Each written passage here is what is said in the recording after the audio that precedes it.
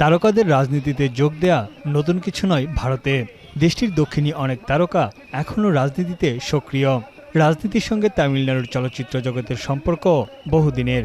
জয়ললিতা, রজনীকান্ত থেকে কমল হাসান, এই তালিকায় নতুন সংযোজন তামিল সিনেমার সুপারস্টার থালাপতি বিজয়। চেন্নাইয়ে জন্ম নেয়া জোসেফ বিজয় চন্দ্রশেখর ভক্তদের কাছে পরিচিত থালাপতি বিজয় নামে। মাত্র 10 বছর বয়সে শিশু অভিনেতা হিসেবে চলচ্চিত্র জগতে পা রাখা তার। বাবা চলচ্চিত্র পরিচালক এস.এ. জয়শঙ্করের হাত ধরেই অভিনয় জগতে আসা। 18 বছর বয়সে নায়ক হিসেবে আবির্ভাব। একে একে কাজ করেছেন 65টি সিনেমায়, যার অধিকাংশই বক্স অফিসে ঝড় তুলেছে।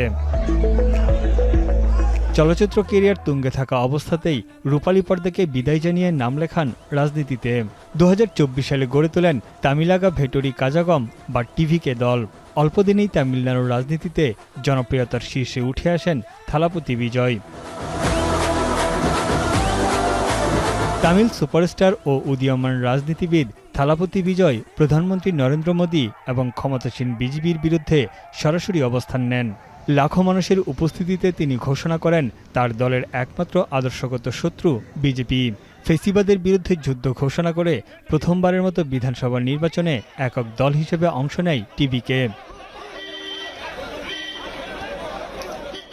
তার প্রতিটি রাজনৈতিক সমাবেশেই জড়ো হয় লাখো মানুষ। ভিড় সামলাতে হিমশিম খেতে হয় নিরাপত্তা বাহিনীর। গেল সেপ্টেম্বরে এক সমাবেশে প্রচণ্ড ভিড়ের মধ্যে পদদলিত হয়ে প্রাণ হারান বেশ কয়েকজন।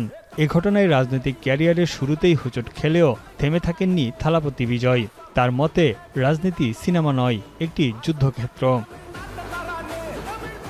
বিপুল ভক্ত অনুরাগী এবং সরাসরি বিজেপি বিরোধী অবস্থানে তামিলনাড়ুর রাজনীতিতে আলাদা করে তুলেছে থালাপতি বিজয়কে।